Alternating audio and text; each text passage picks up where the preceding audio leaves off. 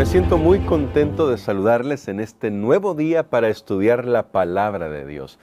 Por motivos de fuerza mayor no pudimos dejar la lección del día de ayer, ni el pastor Dani Perla ni este servidor, pero queremos compartir con ustedes la lección de este día en la que abordaremos un poquito del tema de ayer también.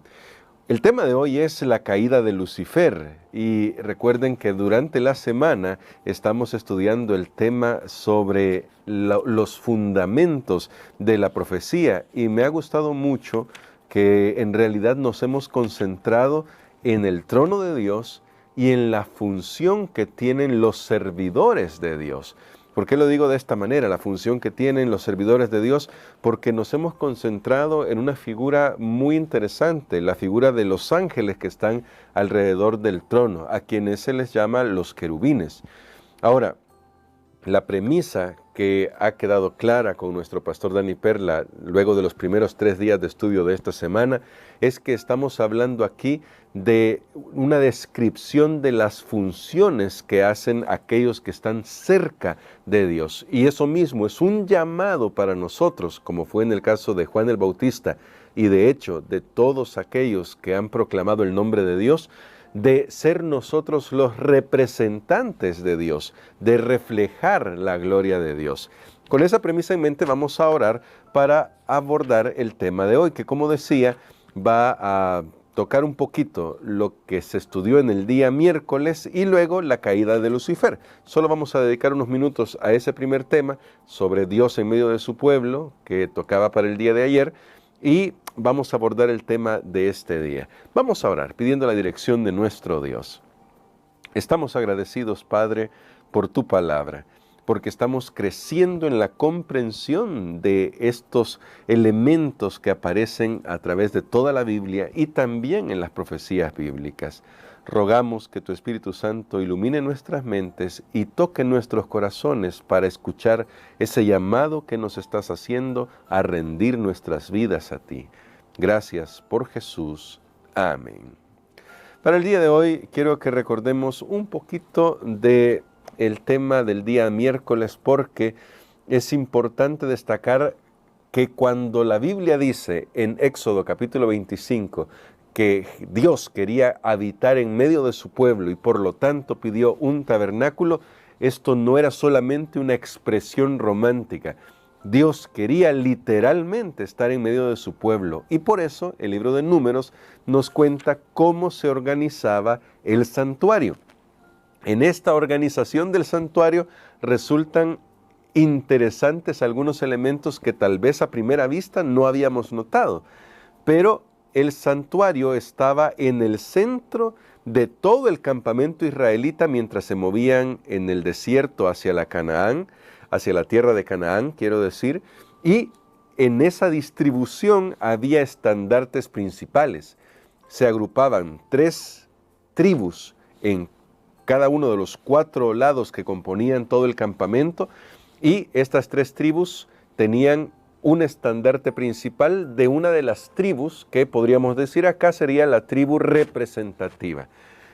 ¿Qué estandarte era ese? Bueno, los estudiosos, luego de analizar Génesis 49 y Deuteronomio capítulo 33, ven las características de las tribus principales y notan que estas tribus que son mencionadas en Números capítulo 2 están representadas por símbolos que nos hacen recordar a los querubines que vio Ezequiel y que luego vería Juan en Apocalipsis. ¿Cuáles son esos símbolos? Bueno, si tú vas a Números capítulo 2, verso 3, te encuentras con Judá.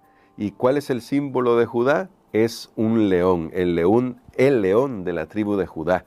En Números capítulo 2, verso 10, te encuentras con Rubén, si no estoy mal. ¿Y cuál es el símbolo de Rubén? Es la figura de un ser humano, es decir, un rostro humano o un ser humano. Luego, en Números 2, 18, te encuentras con Efraín y la figura es un buey. Y en Números capítulo 2, 25, te encuentras con Dan, cuya figura es un águila. Y esto es muy interesante. Yo tengo un mosaico, una pintura, no, me refiero a una fotografía, ni siquiera una pintura, una fotografía de un mosaico que se descubrió en tierra palestina, donde están representados todos estos símbolos. Aquí están los 4 que aparecen como los principales en la descripción de Números, que rodean el campamento. Pero luego tenemos el resto, ¿no? El resto de las tribus que también tenían su propio símbolo. Ahora, qué interesante es que estos símbolos de los 4 estandartes principales que rodeaban el santuario, que es decir, está el trono de Dios ahí en el santuario, son los símbolos de las figuras que vio tanto Ezequiel como Apocalipsis. Juan en el libro de Apocalipsis nos lo muestran.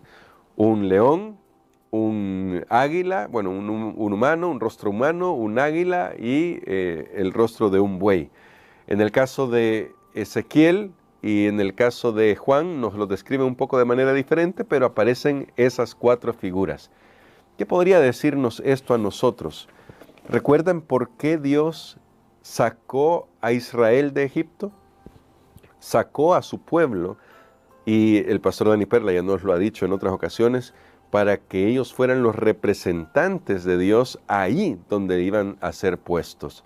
Hay varios temas que son sensibles porque se deben entender desde el punto de vista del lugar y de la teocracia, que no vamos a destacar ahora, pero sí quiero destacar lo siguiente. Esta distribución indicaba que Dios tenía como propósito que el pueblo de Israel pudiera ser su representante, el representante de Dios, a fin de atraer a las naciones a la fe del único y verdadero Dios, el Dios creador, el que gobierna todo el universo, pero que estaba allí en el santuario terrenal para poder acercarse a la humanidad. Y este es un gran llamado para nosotros, un gran llamado porque Dios quiere que nosotros podamos seguir haciendo esa obra de representarlo ante los demás. Y ahí viene la gran pregunta: ¿cómo estamos representando nosotros al Señor? ¿Qué es lo que la gente ve en nosotros cuando nos ve? ¿Qué puede decir la gente de nosotros? ¿Será que se da cuenta que somos hijos de Dios? ¿O por el contrario piensan, para ser como Él, mejor no ser nada? Que algunos toman esto como una excusa para no acercarse a Dios, porque nos ven a nosotros los cristianos que tal vez no reflejamos correctamente el carácter de nuestro Dios. Pero ahora analicemos un elemento que es sobresaliente en este tema de las profecías, y es el tema de la caída de Lucifer. Sí, el campamento israelita era una representación de cómo Dios organiza el universo, y este campamento, esta representación mostraba que la intención de Dios con Israel era que ellos pudieran extender el conocimiento de Dios hacia los demás. Resulta extraño, sorprendentemente extraño, que un ser como Lucifer, descrito en Apocalipsis, quiero decir más bien, descrito en Ezequiel y en Isaías de una manera tan majestuosa, hubiera caído. ¿Por qué lo digo de esta manera? Porque toda criatura inteligente fue creada para reflejar la gloria de Dios. Adán y Eva fueron creados a imagen de Dios. Eso es lo que seguramente Pablo está teniendo en mente cuando dice que con la caída en el pecado fuimos destituidos de la gloria de Dios, porque la imagen de Dios se desdibujó de nosotros. Pero al principio el ser humano fue creado para reflejar perfectamente la imagen de Dios. No es extraño que Lucifer y los ángeles hubieran sido creados así. Ezequiel nos muestra algo de esto en la descripción que hace en el libro de Ezequiel, capítulo 28. ¿Qué hace de Lucifer? Esa descripción nos muestra que él, este ángel, el querubín protector, noten a dónde estaba colocado este ángel, estaba tan cerca de Dios con la misión de proclamar la santidad de Dios. Isaías 6 nos revela cuál es esa función, ¿verdad?, de los serafines o querubines, que es proclamar constantemente que Dios es santo, santo, santo. O sea, Dios está más allá de nuestra imaginación. Dios está por encima de nuestras expectativas humanas o incluso de las expectativas de las inteligencias celestiales. Con eso en mente, de nuevo vuelvo a repetir esto, es sorprendente la caída de Lucifer. Claramente no hay una razón para que él hubiera caído, pero Ezequiel e Isaías dan una pista de cuál fue el problema de Lucifer. Lucifer comenzó a mirarse solo a sí mismo y a creer que esa gloria que emanaba era suya y no de Dios. Y al comenzar a mirarse a sí mismo, comenzó a separarse de Dios hasta el punto que finalmente en su corazón nació el pecado, es decir, nació la rebelión contra Dios. Porque hay muchas formas de definir el pecado, pero para propósitos de lo que queremos decir en esta lección, vamos a usar la palabra rebelión. El pecado es rebelión contra Dios. No es solamente un mal acto, no es solamente una mala actitud, es una actitud de rebelión contra el gobierno de Dios. Y esto fue lo que surgió en Lucifer, de manera extraña, porque no se puede explicar. Y en este maravilloso libro que tenemos acá y que siempre recomendamos, El conflicto de los siglos, se nos advierte con esto. Si llegáramos a encontrar la explicación del pecado, del origen del pecado, entonces estaríamos justificándolo. Y no se puede encontrar el origen del pecado porque no tiene sentido, no se puede explicar cómo surgió en un corazón perfecto el pecado. Lo único que podemos decir es que este misterio de la iniquidad comenzó con dejar de mirar a Dios, comenzar a verse a sí mismo y dejar de hacer lo que Dios quería que hiciera Lucifer, que es reflejar su carácter. Eso es lo que pasó. Y al dejar de reflejar el carácter de Dios, Lucifer comenzó a demostrar que lejos de Dios, todo lo que puede haber en nosotros, en nuestra mente, en nuestro corazón como criaturas, es el deseo de ir en contra de la voluntad de Dios, es la exaltación propia, es la rebelión. Esto contrasta con Apocalipsis capítulo 14.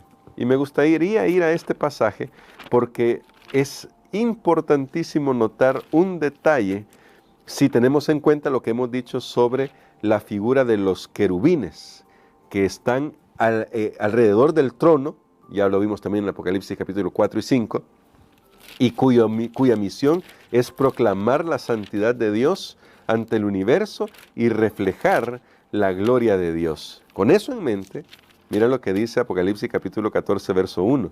Después miré, y he aquí el Cordero estaba en pie sobre el monte de Sión. Recuerda, el monte de Sión siempre va a ser un lugar de la presencia de Dios, del trono de Dios. Y con él 144,000 que tenían el nombre de él y el de su Padre escrito en la frente. Apocalipsis capítulo 14 es equiparable a Apocalipsis capítulo 7, que nos habla del sello de Dios, que se pone en la frente de los 144,000. No vamos a entrar de nuevo en otros detalles, pero recuerda, 144,000 acá es un número simbólico que se refiere a los santos de Dios. Y dice este texto en Apocalipsis 14 que estos 144,000 tienen el nombre de Cristo y el nombre del Padre. Y en toda la cultura hebrea, es decir, en el pensamiento hebreo que está detrás de todo lo que se escribió desde Génesis hasta Apocalipsis, el nombre representa el carácter.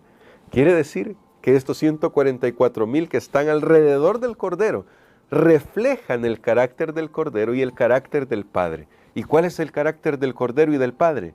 Es el carácter de justicia, es el carácter de amor, es el carácter de compasión. Bueno, si lo queremos decir con textos bíblicos, es Gálatas 5, 22 y 23, el fruto del Espíritu. Ese es el carácter de Dios. Y esto nos hace pensar, estos 144,000 han llegado a estar en una relación tan profunda con Dios que ahora pueden reflejarlo a Él ante el mundo. Y por eso no es de extrañar que lo siguiente que sucede en la descripción de Apocalipsis 14, luego de presentarnos a estos 144,000, es que viene el mensaje de los tres ángeles. Y el mensaje de los tres ángeles es el evangelio eterno que se predica para que todo el mundo sepa que en Jesús podemos ser transformados de tal manera que nuestra vida, que sí, es pecaminosa y que está contaminada por el mal y que tiene la semilla del mal, puede ser completamente transformada por lo que Cristo hizo en la cruz del Calvario, hasta el punto que puede ser una nueva creación. Por eso el apóstol Pablo dice que las cosas viejas pasaron, he aquí, somos una nueva criatura. Y también el Señor Jesús dijo que esto es nacer de nuevo. Nacer del Espíritu es nacer de nuevo. Es comenzar a reflejar el carácter de Dios. Nota qué importante es esto, porque eso es lo que hace el Evangelio. Restaurar al ser humano a su condición original, podríamos decirlo, con una perspectiva todavía más amplia del profundo amor de Dios. Hay mucho más que decir, pero quería destacar este punto porque recuerda la razón por la que los querubines están alrededor del trono de Dios, la razón por la que el pueblo de Israel estaba dispuesto alrededor del tabernáculo, el trono de Dios, era para reflejar la gloria de Dios, para que el mundo supiese, en el caso de los querubines, para que el universo sepa que Dios es santo, santo, santo. En el caso del pueblo de Israel, para que el mundo supiese quién es el verdadero Dios. Y ahora, el pueblo de Dios que vive al final de la historia, que tiene el mensaje de los tres ángeles, debe reflejar que tiene el nombre del Cordero y del Padre escrito en la frente. Todo esto nos habla del gran propósito de Dios para nosotros. Dios quiere que nosotros seamos llamas encendidas que reflejen la gloria de Dios. Por eso Apocalipsis 18 habla del ángel que desciende e ilumina a la tierra con su gloria. No una gloria personal, es la gloria de Dios que finalmente se refleja en sus hijos. Una gloria, un carácter que demuestra que Dios ha hecho las transformaciones que tienen que hacerse. ¿Y cuál es la manera más evidente de que esta transformación se está realizando? La manera en que nosotros tratamos a los demás, la manera en la que nosotros le mostramos a los demás lo que Cristo ha hecho por ellas. Esa es la manera en la que más tangiblemente se puede ver que nosotros mismos hemos sido tocados con el carbón encendido de la salvación. Qué maravilloso, ¿no? Así que Lucifer cayó de esta posición porque comenzó a verse a sí mismo. Y nosotros también podemos cometer el error de mirarnos tanto a nosotros mismos que nos olvidemos de la gran misión que tenemos de reflejar a Jesús. Que no nos pase esto, que Dios nos ayude a tenerlo a Él en el centro de nuestro corazón a fin de poder mostrarle a los demás, no solamente con palabras, sino con hechos. Que claro que hay que hablar, que hay que proclamar, pero que nuestras palabras puedan acompañar nuestro testimonio, que nuestras palabras puedan decir lo que ya hacemos con nuestra vida. Que Dios nos ayude y nos fortalezca para poder cumplir con esta misión, porque creo que si hay un fundamento claro en la profecía, es que Dios tiene un pueblo para que pueda proclamar quién es el verdadero Dios en el universo y quién está arreglando los problemas que el pecado ha causado hasta el punto que va a terminar de una vez por todas con el pecado y que al mismo tiempo va a salvar a todo aquel que acepte a Jesús como su único y suficiente Salvador. Comparte estas buenas noticias con todos los que puedas. Que Dios nos ayude. Vamos a orar. Gracias, Padre querido, porque a nosotros que somos indignos, nos das el privilegio de llenar las vacantes que Satanás y sus seguidores dejaron en el cielo cuando dejaron de reflejar la gloria de Dios.